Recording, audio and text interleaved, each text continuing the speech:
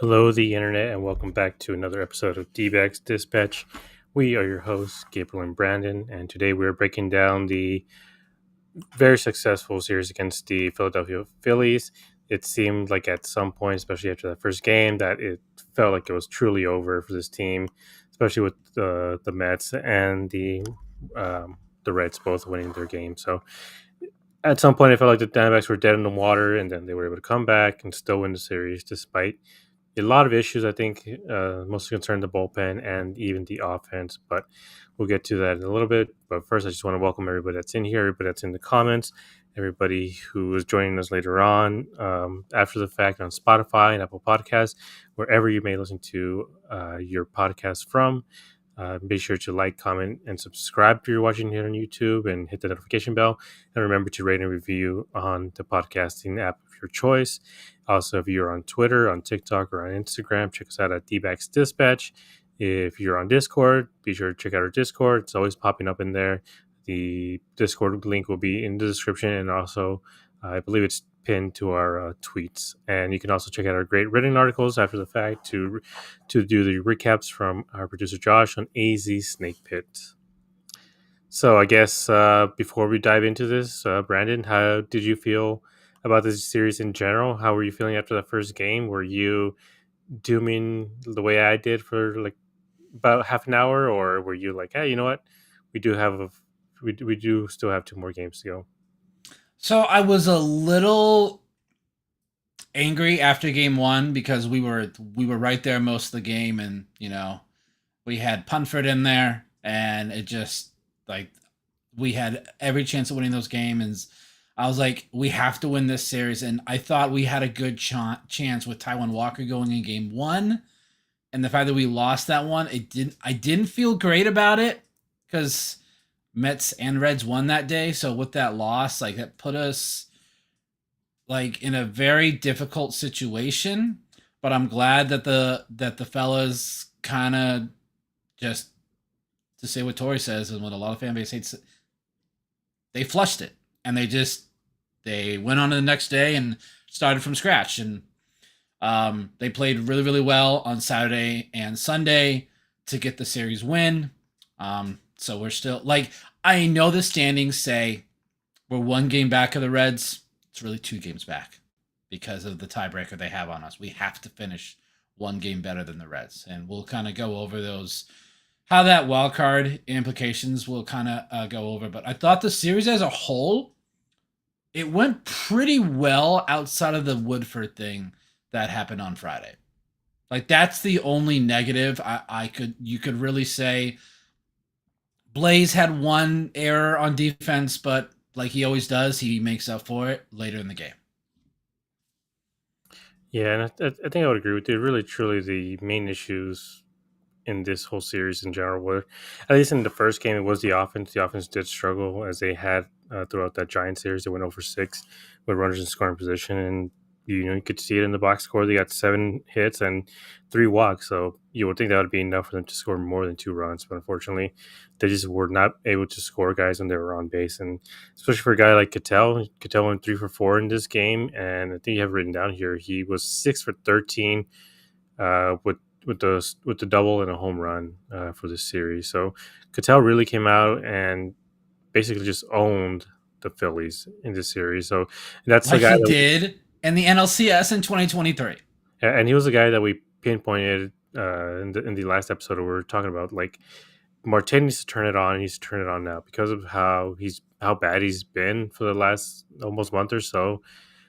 They've been lucky enough that Perdomo is MVP caliber and Carroll has been MVP caliber. But once you start going down that lineup, I mean, that second half of the lineup truly isn't as deep as it once was, especially not having Gurriel anymore, or even Naylor or Gino. Like, that's 3 guys that really lengthen this lineup. As of right now, we don't have too many guys who are truly stepping up at that bottom part of the lineup where you feel confident that they'll be able to get the job done. But in this game, I mean, I guess the standouts are Nelson. I mean, he wasn't great in this game. The main thing with the Phillies has always been the fact that they just destroy fastballs. So they actually didn't really get Nelson too much in this game, but he did have to throw a lot more pitches because he doesn't want to throw fastballs into zone to the Phillies because they're going to clobber if he does. So he kind of had to live around the edges to work on his off speed a little bit more. So because of that, he only went 5 innings, 2 earned runs, with one strikeout and 2 walks, and really just a home run. Not terrible, honestly. That's truly not that bad. Five innings, 2 runs. That should be enough for a win, or to at least keep you in line for the win. But then Jalen Beeks went in. He gave up a run, put the team behind, and then they just truly could not do anything after that. They were just shut down after the first inning. So from the first inning until the end, they went scoreless for 8 straight innings. But the again, we don't want to focus so much on the negatives and the issues with Torrey and his bullpen usage, but this is one of them. That just absolutely baffling decision to bring in Woodford when you did have guys like Morillo or Garcia in the bullpen. I mean, Morillo ended up warming up for the ninth as well, but there's a few options in that bullpen. I think even Thompson would have been available, especially with the off day. We got some news later on that Saul Frank, he's not shut down for the season technically just because of the way the IL works, but it seems like he might be shut down at least for the next few days or so. But what did you think about the decision to bring Woodford? I mean, I tweeted it out right away, like my thoughts, so people aren't like, "Oh, it's hindsight." I'm like, it wasn't hindsight. I was like, okay, No. I specifically said punt because it truly felt like it was 3-2 going into the eighth. This team still had a chance to score, and once I saw Putford being put in there, I was like, "Damn, I think they're giving up this game. Like for whatever reason, they're punting on this game." And they hit him pretty hard in that first inning. I will say, in his defense, Blaze did make the error in this game, or in this part of the inning, I believe, and then that led to the 2-run home run. Um, but what were your thoughts on him coming in? Did you, you know, did you feel how I felt about it, just being an absolute punting decision, or did you feel like, okay, he's been throwing good or whatever? I mean, he hasn't been throwing good, so even if I said that, you'd be like, bullshit, because he hasn't. I think Scott brings up 9 earned runs in his last 3 1/3.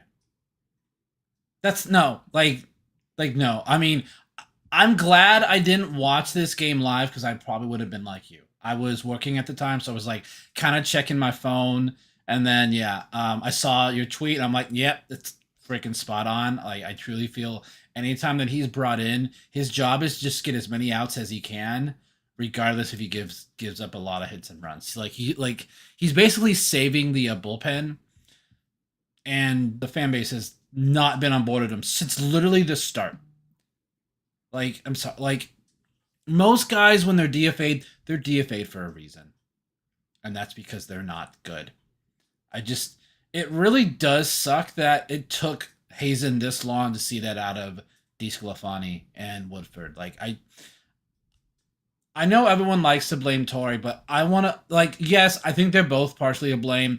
I put more blame on Hazen for really just dumpster diving with the bullpen all season long. Like he was relying on a couple of guys and they got hurt, and like the rest of his history with this season. Um Again, I'm not saying I'm pleased he lost his job as a professional baseball player, but it's a results based business and he wasn't getting any results. So I hope he finds job somewhere else. It wasn't with us. Like he wasn't good at he did have a stretch, I think, of like a week or two where he was decent. But then he kind of started just pitching terribly. So um it's gonna be interesting. I saw a chat I wanted to bring up. Yeah. Scott Mack. I think it was posted by Jack Summers has a article about what's going on with his shoulder. Yeah, I actually there's an I article on talked to Sports Jack Illustrated. actually about it on Tuesday, I think, when I was at the game, because I was asking, I'm like, why hasn't Suffering pitched in a while? And I think it was during before the game that day, like most of the media found out, yeah, Suffering has an issue with his shoulder. Yeah, and so if you read that article, they go in depth about like why he's not on an IL stint. It's just because there's not enough games left, so it can't be like a 15-day IL stint because there's just not 15 days left. So it wouldn't make any sense to put him in the 15-day IL and then call somebody up and stuff. But yeah, I agree. It's just the main problem with the guy like Woodford is just he's just not, you know, we've talked about the players. The players do deserve the blame, obviously, and Correct. in his case, Woodford has just not been able to get it done, like almost at all since coming here. Like I know Curtis had his issues early on, but since then he's really been able to, figure things out and stuff like that. And one of the comments that really frustrated me from Tori after the fact, I mean, I tweeted out that whole, just he. I mean, I got almost verbatim what he was going to say Yeah, because when he they does questioned it him. He does every every, time. but the one thing that he did say that pissed me off was, "We got to get him going." I was like, "We are you French? Like, what do you mean we got to get him going? Like, What do that you does mean not. we? This is we're we have 9 games left or 8 games left, whatever it was. We don't have to get him going anymore. Just leave him on the bench." And like Jarvis, I think is technically still on this team. Like, there's a few guys on that bullpen that I know we don't know all Jarvis the is in health. Reno. Oh, okay. It's like we have a few guys that are in that bullpen, obviously with injuries, and so we don't know. But it seemed like, I mean, Murillo got up and was throwing. It wasn't like he was stretching around. He was throwing in that ninth inning. So when things really got away from him, then kind of just ended up finishing it out. But it was so frustrating to watch Woodford come out because I'm like, oh, you're choosing the one guy who is just absolutely terrible and can't, buy strikes. And what they need is a guy who can throw strikes, and Woodford is just not it. He hung a slider to Castellanos. Castellanos. I mean, Castellanos hasn't homered since like May, and he had a freaking bomb off of him. Like this, like the one thing that Castellanos has been able to hit is sliders, and he just spammed the slider on him, and just was absolutely terrible. And it was so frustrating to watch because I was just like, man, like what are we doing here? Like we're giving up this game for what? Like, sure, we still won the series, but again, this team needs to sweep, and we're gonna talk about it a little bit later on. But they need to either sweep the Dodgers or the Padres One to of keep them their hopes has alive. to. They Yeah, have they to at have this to. point. Just there's just not enough games for this team to make up if they Yeah. don't sweep at least one of them. But after three, and as Scott said, like 9 earned runs in 3 and a third innings, that's crazy. And finally, Hazen made the move, and he Correct. he DFA'd he DFA'd Woodford. And honestly, like it's nice to see Hazen do moves like this.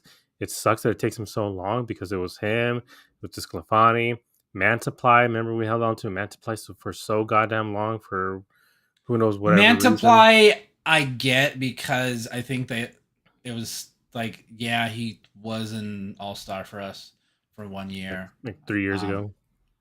I want to give a shout out though, Philip Abner, your first batter Yeah, as a lefty is against a lefty killer in Schwarber. Kyle Schwarber, and you get a sword on him.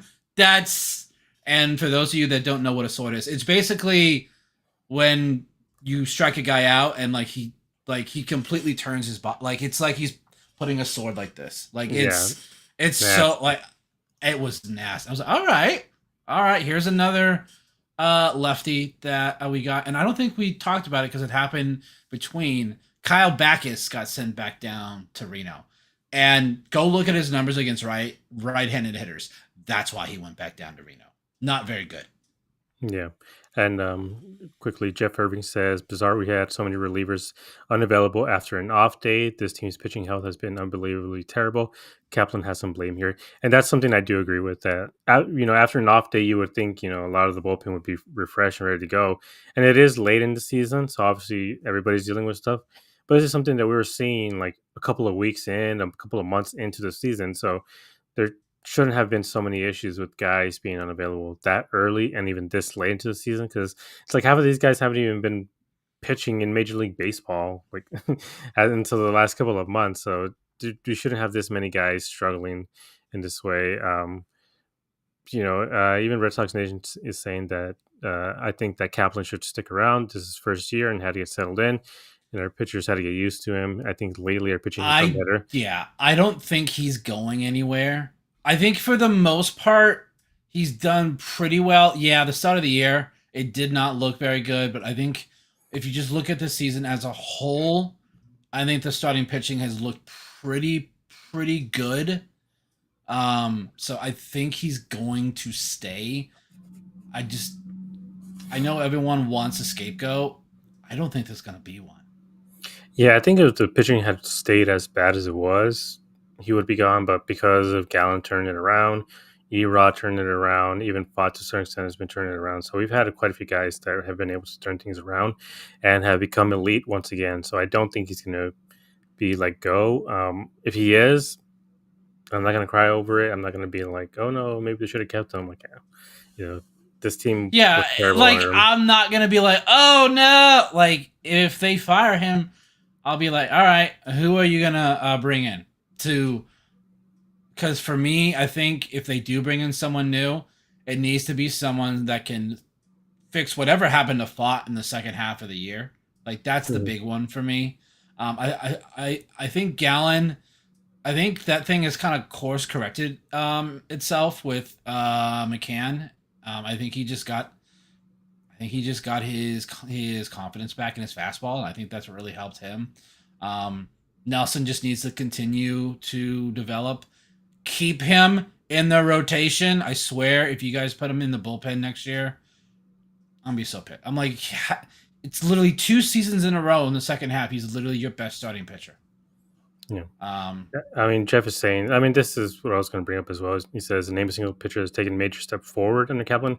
That was going to be my point. Is just that as great as Erod and Gallen has been in the second half, that's who they were prior to Kaplan. So it's not like he, did something and unlocked something in them the way, someone like Brett Strom did with Brandon Fott or even with Zach Gallen. Like Zach Gallen became elite under Brent Strom, and then obviously they had their issues, and like he mentioned, Gallen just is a victim of his own success. He just doesn't want to let certain pitches go that were clearly hurting him, and with the rest of them, I mean, like I said, this is Zach Gallen. The Zach Gallen that we're seeing now is the Zach Gallen that we were expecting to see this entire time. And with Erod, he's pitching the way he did in was not Boston, Detroit.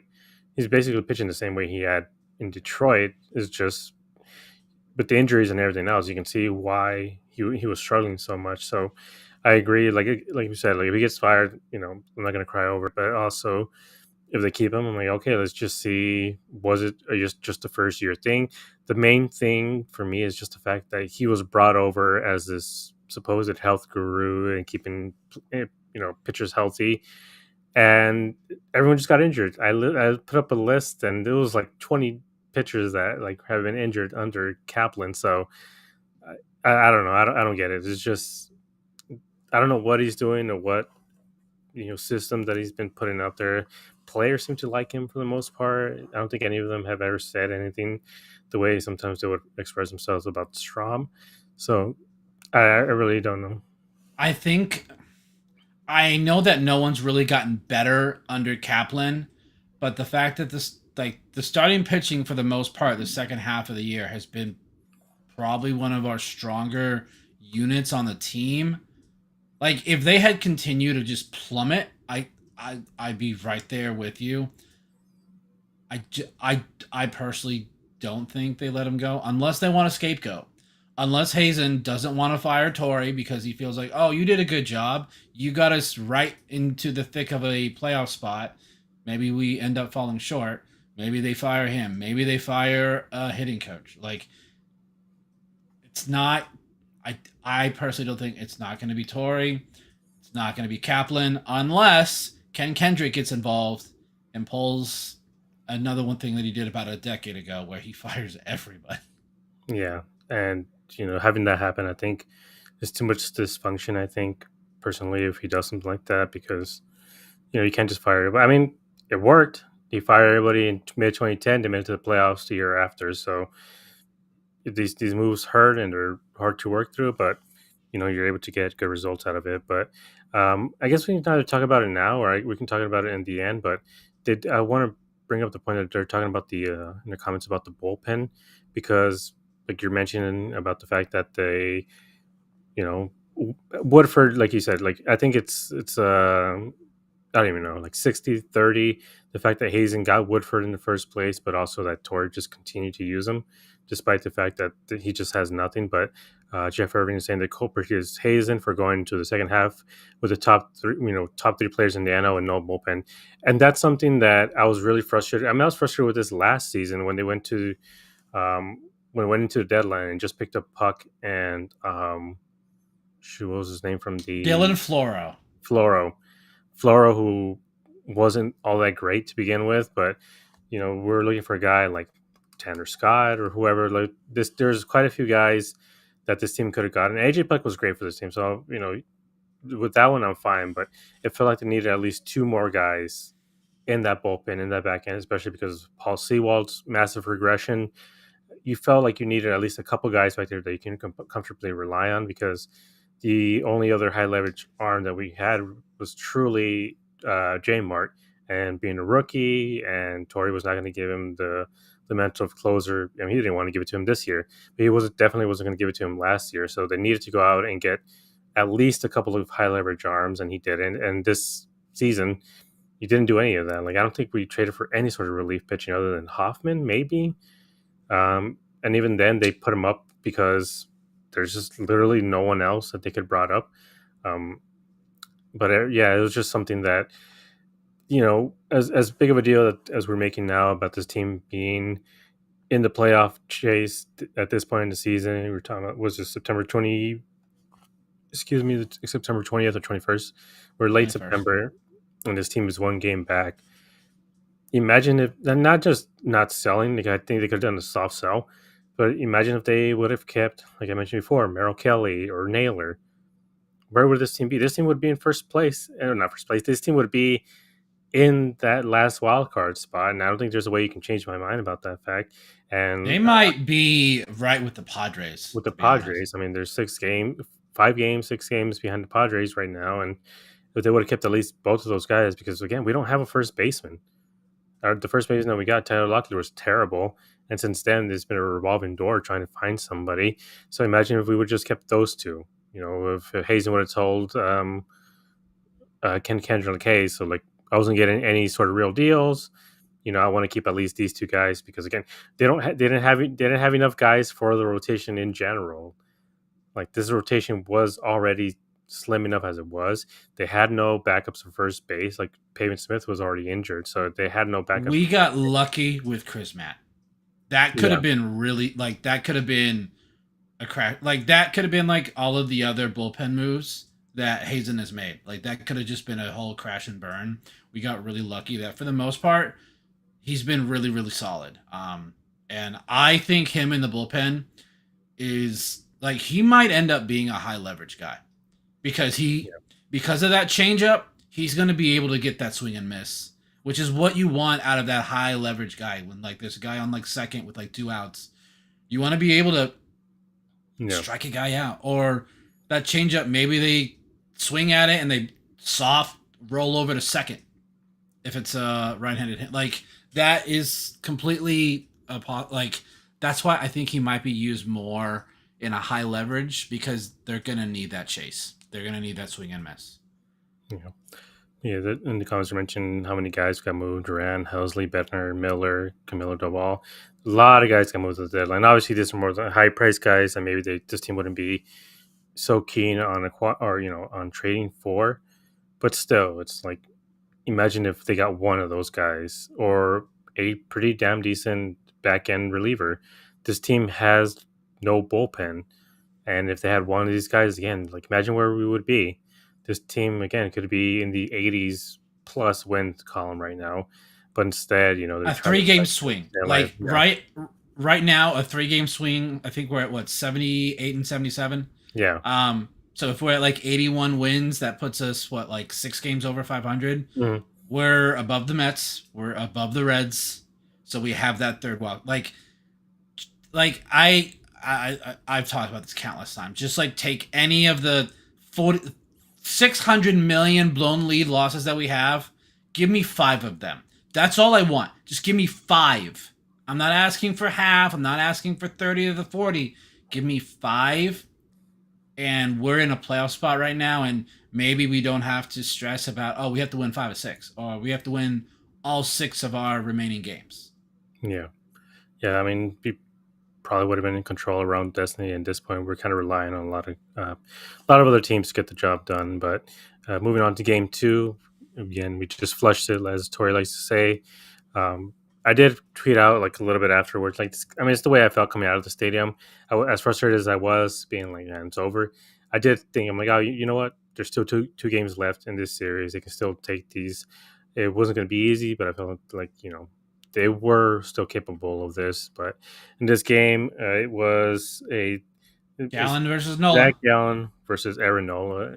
Zach Gallen continued to impress, and Noel actually did pretty damn good. Well, relative to him, I guess I should say, because Nola, with his damn near 7 ERA, he actually looked like he was doing pretty good through the first couple of innings. He only gave up the one run, but this team seemingly was starting to shoot itself in the foot again, just not being able to advance runners. I mean, this game they're 4 for 13 with runners in scoring position, so 4 for 19 in 2 games combined. But in this game, they got 11 hits and 3 walks in this game. But Zach Gallen just absolutely lights out. 7 innings, 3 earned runs, 2 walks, and 9 strikeouts. So he continues to be as impressive as he's been in the second half. And then Garcia came in, uh, then Thompson, then Curtis. So pretty uneventful ending to the game for the Phillies. Really, they just put up those first few runs in the first few innings, and then after that, we're pretty much shut down. Marte went 1 for 5. He got an RBI. So again, continued to hit the ball pretty well. Corbin hit the ball well. Perdomo got a double. So overall, it was just a lot of guys being able to actually string together hits, which is one of the main issues early on. Was just a guy would get a hit, and then the next 2 guys would get an out somehow. But in this one, they're able to string it together some hits and were able to, win this game. And Jake continues to torture the Phillies as he has his whole career. I believe coming into this game, he was batting over 400 against the Phillies. He went 3 for 4. And yeah, it's just amazing. I don't know what it is. I think he just hates the Phillies or something. But what were your thoughts on this game? How did you feel about it? Did you feel better from the day before? What impressed you the most? Was it Gallen? Was it the bullpen? Or was it the fact that this team was able to win the game to 4-3? So I was at this game. I was getting kind of pissed by the 5th inning. I'm like, Aaron Nola has a 6.5 ERA. Why are we struggling? I took a walk around the ballpark, y'all. I moved my seat. I was trying to change the vibes. I did it after the 5th, and we saw what happened in the 6th inning. I'm not saying that doing that affected it. It just made me feel better. I don't know. Those first 5 innings, offense looked flat. Like, I'm like, what are we doing here? If I'm a Phillies fan, I am pissed off about that Aaron Nola contract. 7 years, 172 million he signed after the 23 regular season. You're stuck with him for a while. Hopefully this is just a 1-year thing. It maybe not. But Gallen in this game, 10 whiffs on his curveball. He threw it 33 times. So a third of his curveballs were whiffs. Like, he has that and it's because he has that fastball command. Like, he's able to throw that curveball out of the zone to get that chase rate. His wait, no, that's average exit velocity. Never mind. That first inning for him was rough. Apparently, he'd been fighting a sickness like the last week. Couldn't tell it. Couldn't tell it after the first inning. Also, in the 7th inning, when it looked like he was done, it was really great. That final batter, they had a mound visit with McCann. Gallen was like, I have nothing left. And McCann's like, yes, you do. You got one guy to get. And it was the Harrison Bader. Like, I was really worried. I'm like, first and second, 2 outs. He's already like close to, I think he would have been over 100 pitches at that point. Yeah, like he was right at 99 pitches. Getting out of that was huge. Like, that was a really big moment because that could have really given the Phillies the lead there late, and that just would have been like another deflating feeling. Jake McCarthy lately, though, has actually been playing really well. he's not like hitting homers and stuff, but he's getting on base. Oh, it's weird. His last 15 not so great. His last 30 though, he's hitting 276. Again, his OPS isn't that high, but like, who else are you gonna put in left field? Jorge Barosa. I know he hit a homer today. That doesn't dismiss everything else that he has not been doing. Just because you have a one good at bat, you got to put that together consistently to change my mind. So, but I thought overall game 2 was really really good. 16 different D-back, 17 technically if you include Shelby Miller to record a save. So you got J-Mart, Puck, Ginkle, Sawfrank, Woodford, Backus, DeSclafani, Rashi, Beeks, Curtis, Jamison, Jarvis, Murillo, both Nelsons, and Ryan Thompson. By the way, that's 2 more than any other team in MLB history. Not just this season, all of Major League Baseball. In all of history. Jeff, I could not agree more with this. Yes, we do need to move. We need to move on from Jake and Alec Thomas. I get Alec is a great defender, but I think I personally I'm just done with his offensive his offense. Like try and get something out of him because I think Walt Schmidt is on the opening day roster. Yeah, I can definitely see that just because of the way he's progressed with the minors. And also, we have a big hole in left field with Gurriel literally out till like August. So you may as well. Yeah, so he was one of those guys that we talked about maybe coming up in September just because of the injury to Gurriel. So the fact that he's not here, then they probably just want him to get a little bit more work done in Reno and maybe in the fall league as well, or wherever else they want to send him to. So he probably is going to be in spring training roster, and he's probably going to get that opening day roster spot in left field. I do expect him to keep Alec before they keep a guy like Jake or even Barosa. And then put Waldschmidt out there and just basically have him take every day at bats. And with the defense and his bat, I do think this team could find a new, an all-star caliber guy. But Goldschmidt or Waldschmidt, I'll take both of them right now. I'll take Goldie. I wish we had a first baseman like Goldie right now. I think this team would be so much better if they would have had Goldschmidt. Problem is, he wouldn't be playing every day.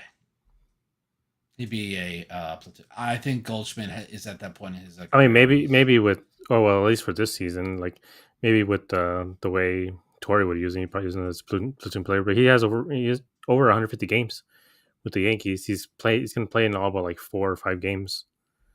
So I just like looking at his splits. I would definitely say he's probably more of a and age wise.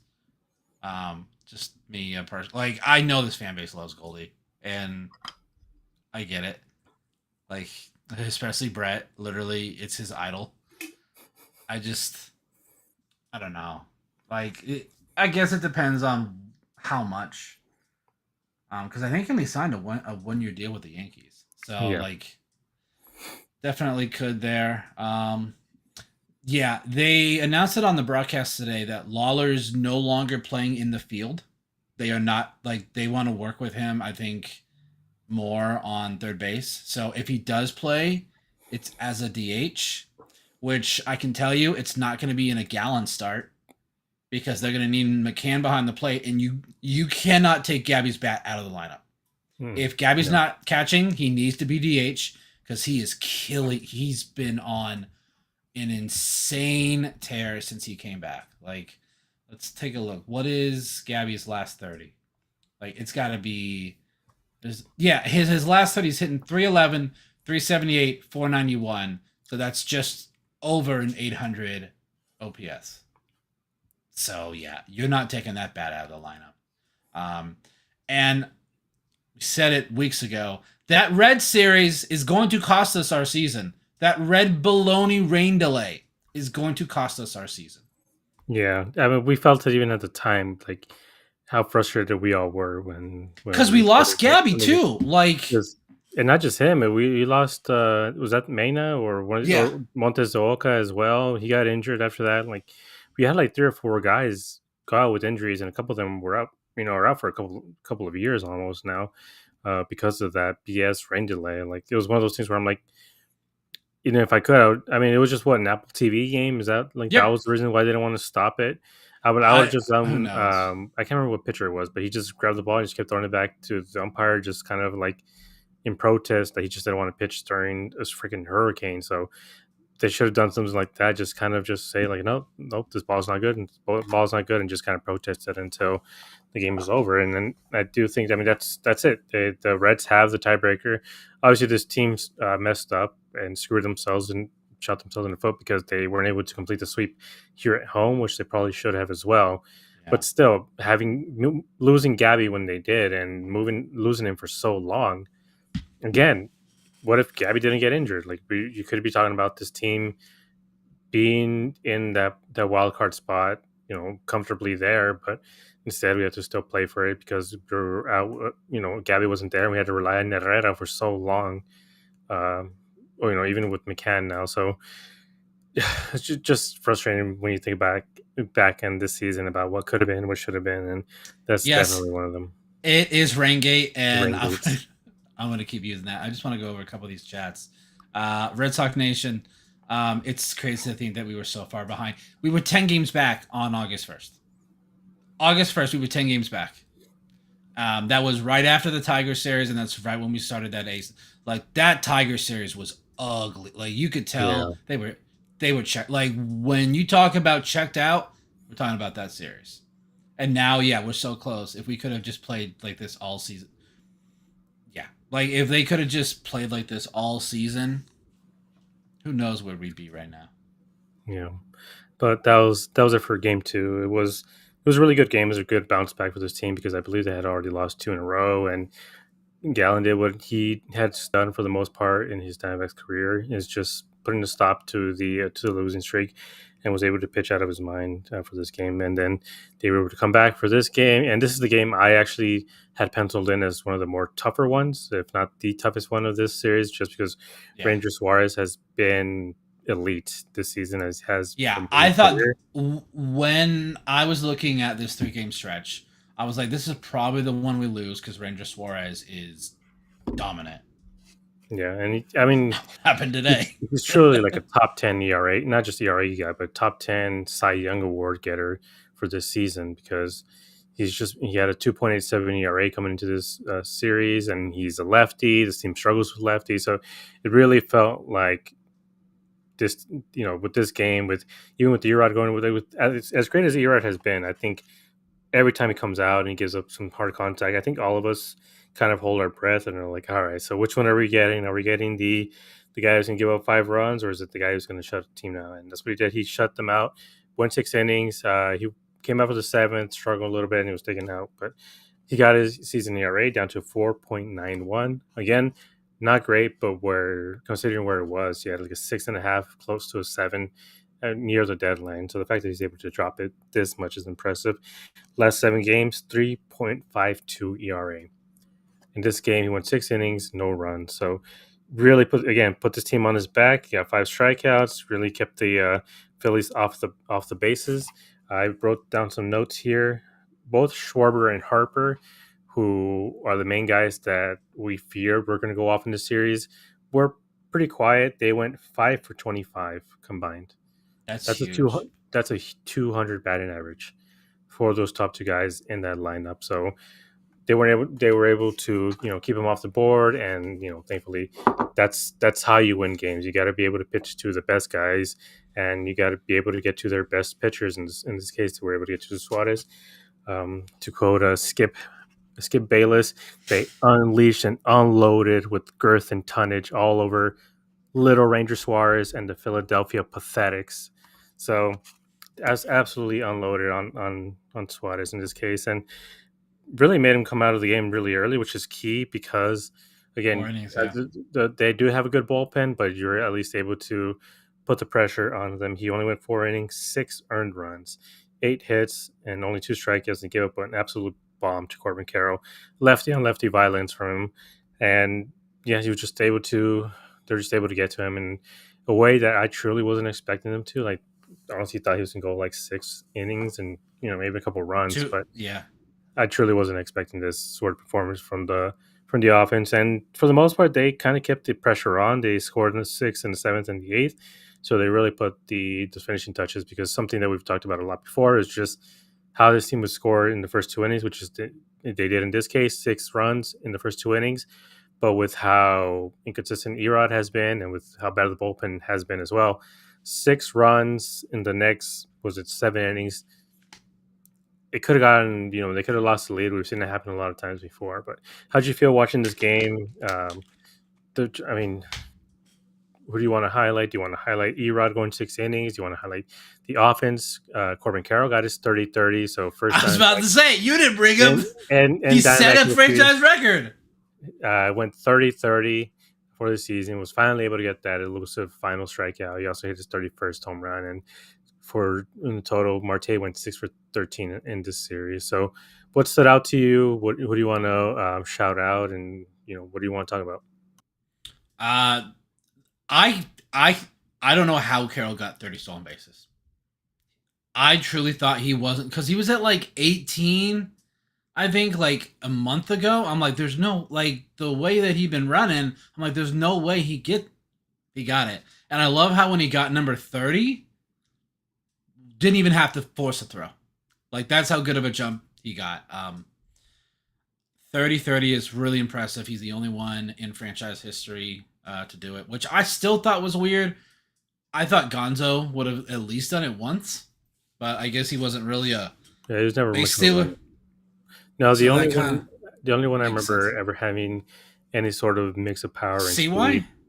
Yeah, he almost had it a couple times through the season, but was never able to do it both at the same time. Yeah. So I'm seeing a lot of people in the chat that's saying McCann should be starting at DH every game. There, it's too much of a risk to have your two catchers in the starting lineup every game, because what if one of them gets hurt? Like, say Gabby gets hurt, you're gonna have to sacrifice your DH. And what happens if you're in the third inning? Like, that's gonna create some matchup problems. That I just personally, I don't think Tori does that. It's just something that I don't see Tori doing. Want to say congratulations to Jorge Barosa, your first career home run. Maybe this unlocks something. Maybe you start putting together at bat. Like, I don't need you to do that. Just don't be an automatic. Like, if you can get a walk or a hit once a game, that's enough for me. Like, that is enough for me. So, I personally think the what what my ideal lineup would be is Gabby at catcher, Vargas, Barte, Perdomo, Blaze, Jake, Thomas, Carroll. And I put Lawler at DH. I think Lawler has earned at least to be DH. I don't want to put him at third right now. It scares me too much. Or if you do play him at third, you sub him out in like the seventh inning. Um, so that's just yeah. But it's the fact that it's a big risk to have both catchers in the starting lineup. If we had a third catcher, I wouldn't mind it. Like, I really wouldn't. I just, it's too big of a risk for me to have them both there. But I go look at his last 30, Scott. Like, just disregard his first 35 at bats. Go look at his last 30 games. Like, and same thing with Jake McCarthy. Don't look at his overall numbers for the year. Go look at his last probably 30 to 45 games. Like, it's actually not that bad. So, again, it's not always about looking at their overall season numbers. So, Yeah, sometimes it's just about guys getting out again. It was just since getting that monkey off his back with getting that hit, and he's been pretty damn good. I mean, in his last 7 games, 294, 400 on base, 471 slug, and he has been walking a lot more and walking more consistently, which is something that we've been wanting to see. And we knew it that it was going to happen after he got his first hit, because when you're anxious to get that first hit, you're not willing to take Yeah, walks, and he just wasn't willing to take those walks. There's big pitches way outside that he he would was swing at, pressing so hard. and now he knows, if I get a walk, I get on base, I have a chance to score with my speed, and we've seen it happen quite a few times. He gets on first, and he ends up scoring because of his speed, with balls through the gap and stuff, or even a two-run homer, as we've seen before. So it's just being able to have him be on base, and like you said, like sure, maybe his entire body of work for the season isn't the best, but since getting that hit, clearly it truly unlocked something for him. And maybe it could be the same thing for Barosa. He went 3 for 4 in this game, which is probably one of the best games we've ever seen from him. Uh, Again, if you look at his batting average and slugging and everything else, not great, but being 3 for 4 at least for this game, hopefully, again he can unlock something, and then he's able to at least not be a black hole in that lineup. Because again, when you look at the bottom half of it, that's what you don't want. You don't want to get through the first, second innings, have the top three, 4 guys get some good, get some runs in, get some hits, and then the bottom guys just completely fizzle out, and then suddenly you're in the fourth inning, and then you're finally seeing the top of the lineup back up again. But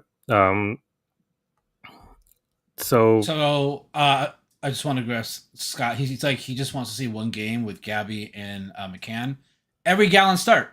That's literally what it's going to be. yeah, Every time Gallon starts, you have to put McCann behind the plate. You put Gabby at DH because you can't take Gabby's bat out of the lineup. You just that's why I think Gabby starts 4 out of the 5 games. Well, there's only six games left. So at this point, yeah, like to be honest, I'm surprised Marte's played every day since mhm. I think he missed like that first game after he fouled the ball off his foot.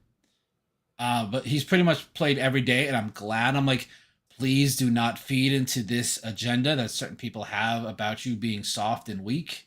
I'm like, as soon as you take one day off this stretch, that's all people are going to talk about. So and it's probably Tori doing it too because he's like, I can't do this to him. Um, like, it, even if he's asked for one, Tori needs to put his foot down and say no because we need you right now. We do not. Yeah, yeah. I think this is true too. I think that media thing kind of lit a fire under him. Like it really made him see how the media sees him. So, and the only person that can change that is him. Yeah. So, But yeah, I just kind of want to highlight the starting pitching in this series. Again, they were able to keep down both Schwarber and Harper for the most part. I believe it was just a one home run by they Schwarber. could stop Alec Boehm though. Jesus. Yeah, Baum like Every out of the lineup oh just every time, like it was infuriating. But in this case, the starting pitching went five.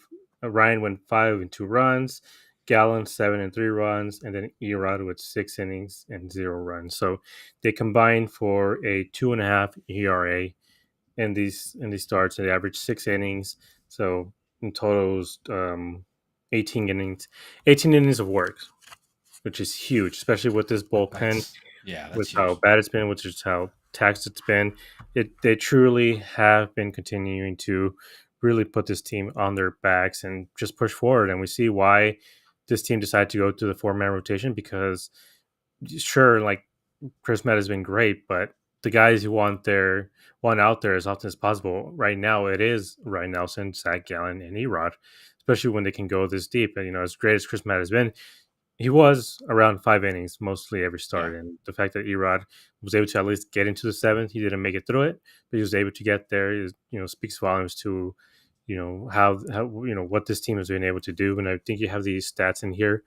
Um, they are 27 and 19 after the deadline, and I went back and I looked at where the Mets were. It's literally the The Mets opposite. were 18 and 29 since the deadline. Ah, So thank you, literally a Mets. huge switch. And truly, I mean, for the Mets, like I don't think anybody truly thought they would collapse this hard. They had 60 something wins at the deadline. They were neck and neck with the Phillies, and sure there was going to be some regression because they didn't really get any starting pitching or even any real bullpen help at the deadline. It seemed like as soon as they got Soto and Alonso's contract squared out, they kind of just were like, all right, let's just pick up some scraps.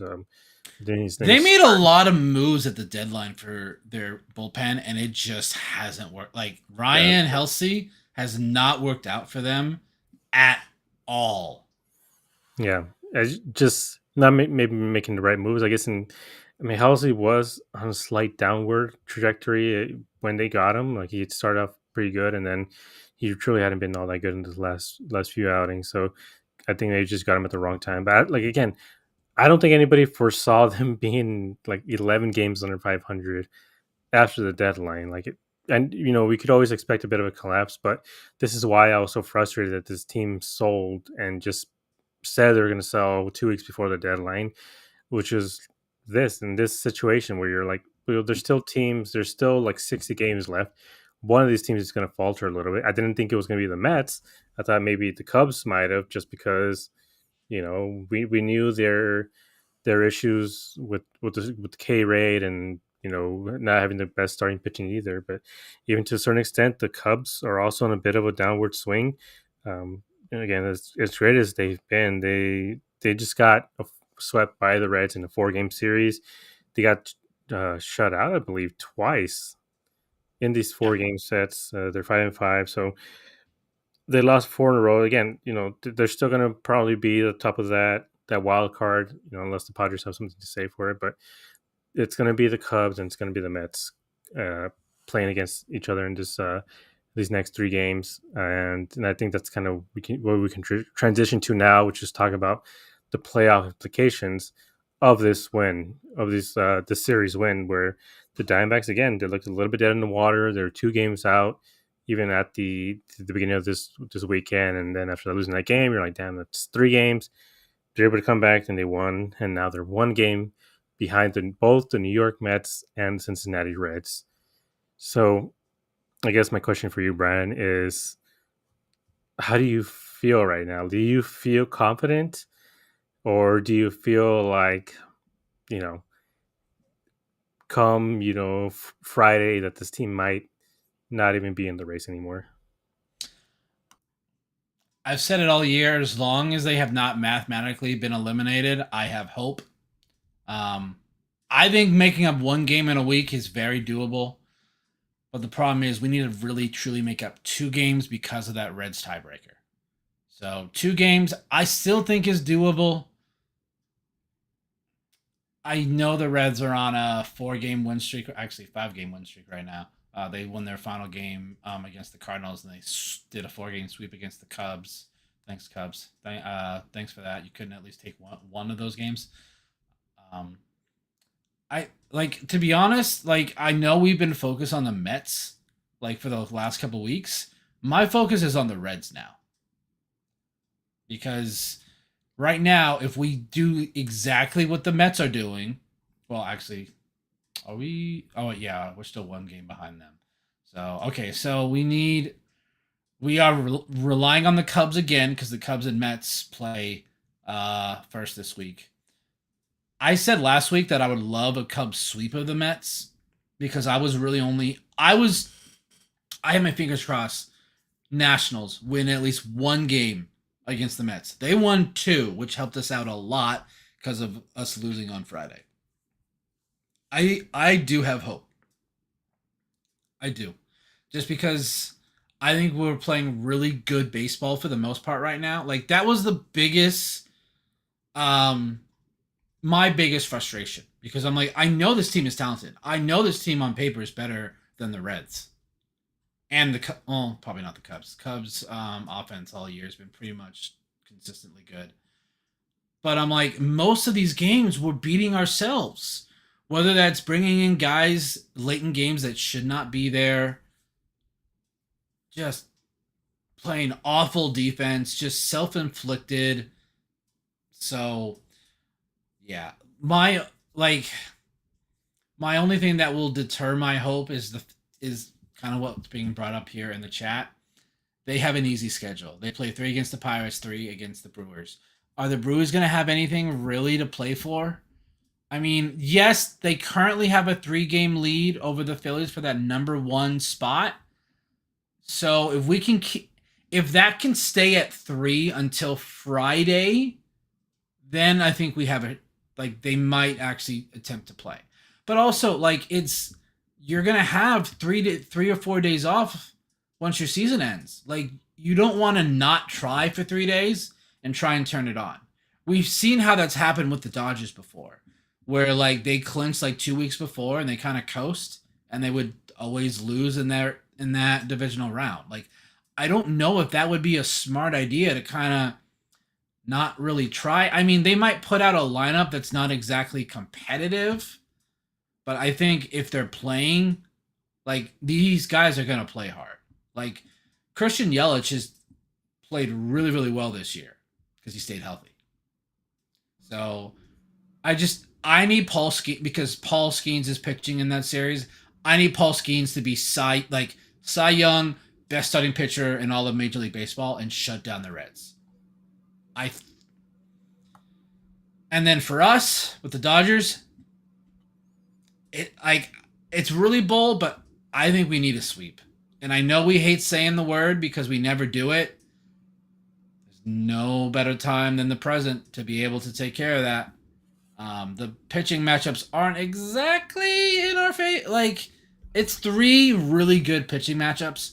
So if you're able to go, you really should go to that game on Tuesday, Wednesday, or Thursday. I'm going Tuesday and Wednesday. If you guys do have the capability, you really should try and go to those games. It's going to be a playoff atmosphere. Like it was this weekend. There were, I think it was like 30,000 plus on Saturday. Friday was probably pretty busy too. Yeah, it was. So again, that could be because of the Phillies. Um, yes, because I have power over this team. I have power. Yeah. My words impact how they play on the field. Yeah, so I mean, you make a great point in this case again because this team is not in a position to be in control of their own fate. They just have to play their best brand of baseball. I mean, this is something I agree with. I mean, this is the messaging that's been in that clubhouse. Clearly, is just they just got to win out, win as many games as they can. I know they're going to be scoreboard watching, but at the end of the day, they have to win the games as well. They have to win the games. They have to play the games. They can't just rely on these other teams to either do good or bad because at the end of the day, it might not even matter. But the Reds do have a little bit of an easier schedule at least for this week coming up. But like you said, Paul Skeens and it's Ashcraft, so the pitching is slightly on the Pirates' side. It just depends on the offense because here's the thing: the Reds didn't score much over the series against the. They scored 1 run today. They scored 1 run Friday, I believe, as well. So it Yeah, wasn't like they were just tearing the cover off the ball. Thursday. Thursday. It was, So it was a 1-0 game again. It was wholly on the pitching, but also the Cubs have just been playing like this for the last month or so. PCA has been a no-show. Dansby has been a bit of a no-show as well. Like there are a lot of yeah. guys on that team that have just not been playing very well for the last month or so. And the Pirates, they technically don't have a lot to play for, but again, they have a lot of young guys on a team that want to win. You have Paul Skeens on there. I can see them trying Oh, to it's finish off the season. Skeens versus Hunter Green on Wednesday. Yeah, that's gonna be good. That's gonna be a really good game. That's gonna be a must see. So it is something again that if they can, if the Reds just win series, but if the Diamondbacks have, if they sweep the Dodgers, they're tied in this case. Again, that's not what you want. At least it's one game, but in this case, before the last 3 games set, a tie with them would be beneficial. At least going into the last series, because the Mets are also playing the Cubs. As bad as the Cubs were against the Reds, again, they're not going to be taking it laying down. They're probably pissed off and angry right now, and they want to get revenge. And you're hoping that they're able to take it on the Mets, and they're able to get a little bit of a breathing room from this series as well. So the first game against the Dodgers, it's Ohtani versus Brandon Pfaadt. Ohtani has been pretty damn good pitching wise. Well, he is and he isn't. Like the way that they've been managing his games, they basically just let him go 5 innings. So the Dodgers bullpen has been terrible. Like there's no other way around it. That their bullpen has been really really bad as of late. So just the fact that Otani's probably only go 5 innings, maybe 4 innings, depending if the D-backs are able to get to him a little bit.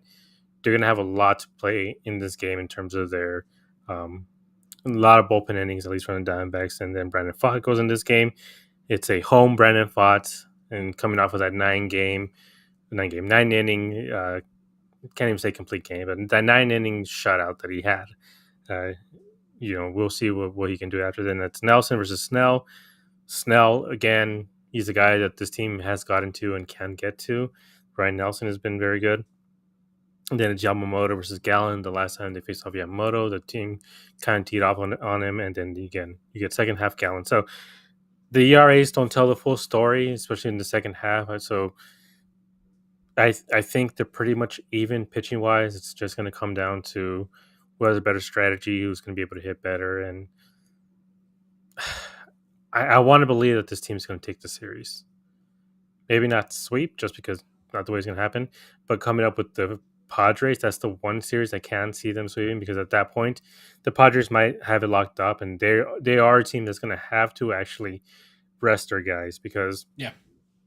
like you're talking about the Brewers, as much as they would want to rest guys for that final 3 games, it's not like they're playing Tuesday. They're going to play Friday. Is that when they're Friday. mixing Friday? Yes, So because it's Tuesday, Wednesday, Thursday is the wild card series. yeah, so they're not going to be resting their guys for almost an entire week. So if they clinch, I believe they clinched everything already, right? They have the division. Yes. So right now, The they're only just thing they haven't clinched is the number 1 overall the seed. number 1 seed, and that's something they probably do want. They probably want to play at home to at least start off the series and be able to finish at home as well. So they still have a lot to play for. And again, they're not dumb. They know getting 5 days off in the middle, at the end of the season, is probably not going to be as beneficial as you might think it might be. So It in this doesn't case, work out for like yeah, anyone, really. I mean, sometimes it does. I mean, it worked out last year for the Dodgers and Yankees, but again, slightly different situation. They're just both. I mean, it's clear the two best teams. It's not like the Dodgers came out and just swept everybody. They really, really struggled against the Padres and then the Mets as well. So it wasn't a cakewalk for either one of these teams. But yes, but all that being said, again, the Brewers probably aren't going to rest everybody. They might rest the pitcher. That's the only thing I could see maybe happening.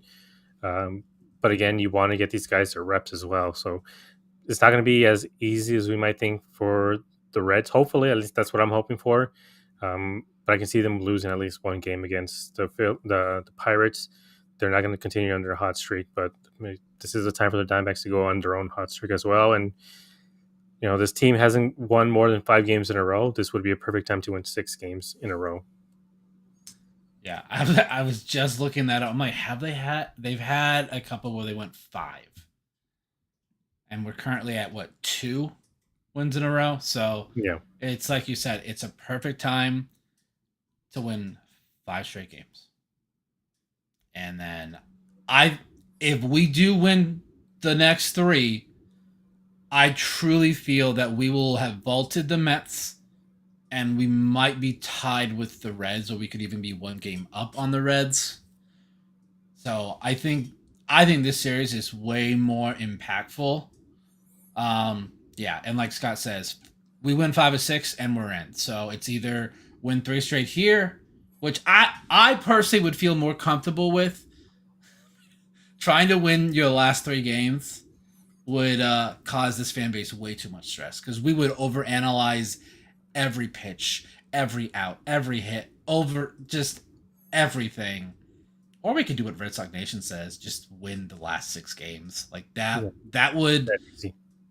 Yeah, like if like that would really that would almost certainly get us in. Like winning the last 8, and then you're playing your best baseball going into the playoffs. And we've seen what this team does when everyone counts them out, which is what's been happening since August 1st. A majority of not just our fan base, just national baseball fans just were like, how are the D-backs still in it? And I don't know the answer. Yeah, I mean, I don't know. we all kind of did think. I know we said 70 wins, but we did still kind of see them as a 500 team, and that's ultimately who they could end up being, anyways. A 500 team, 81 and 81, And we've mentioned before, 81 and 81, you just flip a game or two, and suddenly you're at 82 or 83 wins, and that's kind of seemingly where they're going. Um, but I think that it comes down to the Mets failing. So the Mets didn't Yep. just absolutely crap the bed the way they have. This this whole thing could have been resolved in what, by tomorrow at most. You take 3 games of theirs. Like you flip that, we're I think what we probably like 4 games back, 5 games back, Yeah, and this whole discussion is really like not really worth having because making up that many games in a week is difficult. Um, so I would love for them to win these 3. I think that would put me at ease a little bit for that weekend. So again, if you're able to go to these games, I would really highly suggest you do go ahead and support the guys. They've talked about how much it actually helps them out when there's a full crowd there during these games. Torrey brings it up in the press conference all the time. How he likes and it helps the team play better for whatever reason when there's a somewhat full stadium. So Scott brings up this is karma, by the way. This is yeah. karma for that baloney thing that happened. That's That, why that, that's that's why. why Atlanta that's why Atlanta's season's been awful. It's called karma. Yeah, that's why So I said it last week. I'm like, I don't believe in karma, but this is definitely one of those situations where I'm like, maybe I believe it a little bit, just like, because are you sure? the way they just shook hands on the field, and we're all so clearly involved in a freaking, on collusion. Especially with the league, they were like, "Yeah, we're gonna play an extra 2 games," and the whole reason why we all play the same time on Sunday, so nobody cheats. But we will give these 2 contending teams a chance as well. because because it's the Mets, and Yeah, they need the Mets to be good. it was the Mets and the Braves as well. So the league obviously would rather prefer those 2 teams rather than Arizona in the playoffs, and I think this is the perfect time to get that karmic justice over them and kick them out once and for all. And because here's the thing, as great as the Mets, at least the lineup is, a lot of these guys are going to be gone for next season. They have a lot of guys coming off the books, both on pitching wise and in the team. So they're going to have a lot of work to do. So we'll see how that thing goes. I'm praying on their downfall. I can't be involved in their downfall because I'm not a player, but hopefully they're able to get out of it. I wouldn't care so much about the Reds if that stupid Reds game didn't take place. If it wasn't for that stupid Reds game, I would have been like, I'm fine. Or if we had the Anybody but the Mets. tiebreaker, like it wouldn't bother me being 1 game back. But it's really 2 games back because you have Yeah, to finish at least 1 game above them. So it would be great if the Pirates can win that series. I would and then we win the next 3. Like that really like we would then be 1 game up, and then we just got to win that Padres series. And it's kind of like you said, like because they'll be playing Tuesday, Wednesday, Thursday. They may not put their best foot forward because they want to save those guys, especially with that dominant bullpen that they have. Like they don't want to use those guys too much that last series. Um, and they do, I guess, technically have a shot at that number 1 wild card from the Cubs. I believe they're 3 back. Yeah, so Padres the 3 back of the Cubs for that number 1 wild card. So again, they may have something to play for, but I truly see our season right now, and it's kind of like Scott says, it's a best of 1 series every day. Win that game, your season continues. And I'm hoping that's kind of the mindset that the players have is you can't afford to lose another game. yeah, and I mean that's what I'm hoping for. Like, this is one of those situations where I think Tori is the perfect man in charge for this, which is to keep these guys head level, because for a lot of these guys, it's gonna be the first time really experiencing this. Blaze, it's gonna be his first time really feeling that, that pressure for the playoffs. Barrosa, who else is on there? I mean, Vargas, I guess not really, but he's a veteran, so he knows what he's doing. But it's really the first taste for a couple of these guys who are going to be playing on the field. So we just have to hope that Torres is able to keep them all in check. Figure things out with them. Get them working through whatever issues they might have early on, those early game jitters. Because I feel like come Tuesday, they might.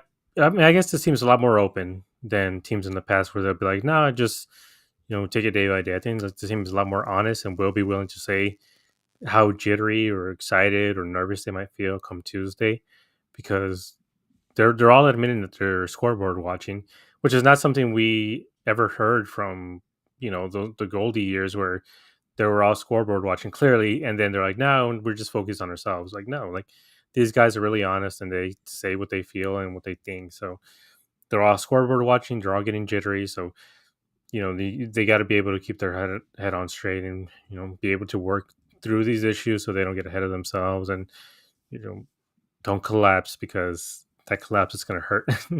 But I guess this is what we wanted. We wanted these games to matter, because with the way that they looked in August, it felt like come September we would all be focusing on football or even the upcoming basketball season. But as of right now, I mean, today I was watching the D-backs game over Cardinals game, which obviously I would do most of the time anyways. But if this was September 1st and this team is completely out, I would have been watching the Cardinals, like especially with the team that they're fielding. If they had like I the watched exciting both at the same at the same time, time, but my focus was way yeah, more on the D-backs. Like I was like kind of looking at the Cardinals, and I'd seen something, and I just okay, whatever. And then once we got off to the hot start today, I'm like, oh, dude, we have a shot at this. yeah, I'm like, my only concern today was I'm like, we've seen this with Erod Stotts in the past, where like offense gives him a major lead and then he gives it right back. yeah, But as soon as he shut them down in the second and the third, I'm like, okay, we're getting this Erod today. Oh, let's go. yeah. So that's what we're hoping for. Hopefully, come either. Well, I guess the series would end on Thursday, right? So Yep. hopefully, come Thursday, we can talk about a series win, or if not the other S word, and this team could hopefully be ahead Winning of the both. next three. Winning the next three. Yeah, hopefully they could be ahead of either the Mets or the Reds, and then hold on to your butts, and it's going to get really exciting for that last weekend series in San Diego. So, any final thoughts? Anything you want to talk about? No, just continue to keep playing good baseball. Like, I'm looking at our expected win loss record, and we should be at 81 and 75. Mets are supposed to be 84 and 72. So I'm glad that we're just that one game back. It just after Friday, it felt so weird. Like I'm like, oh great, Mets won today. I'm like, we're 2 games back with what 8 There's to three. play. 3? Oh yeah, Yeah, shoot, yeah. It was 3, and so then I looked up the magic number. I'm like, I don't feel great about this. it was Like, eight, right? yeah, 7 or 8. Yeah, but guys were able to kind of tough it out. So just continue to do that. Just continue to play good baseball. Just continue, literally, just continue to play the way you have been the last month. And I think we'll be talking about doing a series preview next Tuesday, Wednesday, Thursday. yeah. Hopefully we can get that far. But I want to thank everybody coming in here. Scott, Red Sox Nation, Ivan, who's saying we got to S for the Dodgers, which yeah, Jeff, Disruptive, saw a couple other people in here. Sorry, Justin was also Red in Sox, here. Red Sox Nation. William, Red Sox Nation. What was William? Sorry, I'm just like going through. There's a lot of comments today, which I'm happy about. Charles, I believe, is in Yep. the chat as well. So Chaos. This is what they've been. Chaos ball is back, and I love it.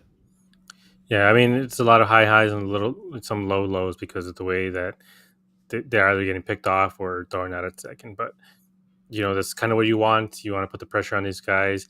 The Dodgers don't have Will Smith, I believe, still. So Yeah, I think he's out for a bit.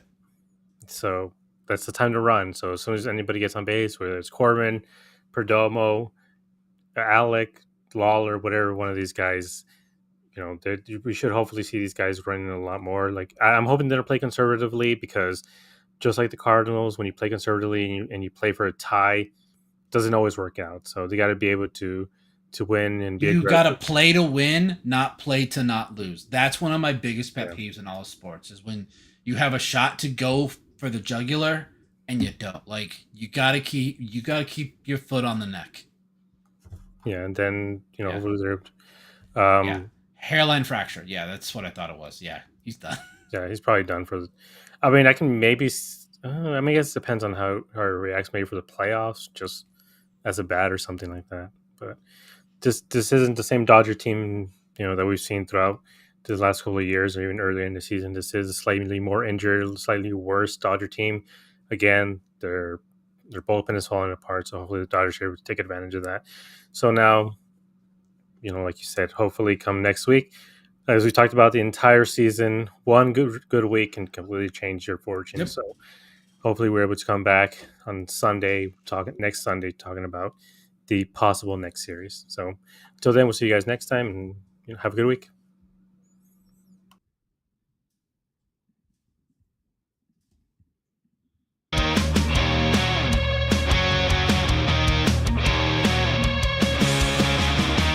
Under the lights, the game goes down. Desert heat, but we own this town. Brennan gave on the call with Josh in the back, bringing it all. Fastballs hum, the bats ignite. 9 innings deep, we fight all night. Wins and losses, highs and lows. We break it down, yeah, that's how it goes.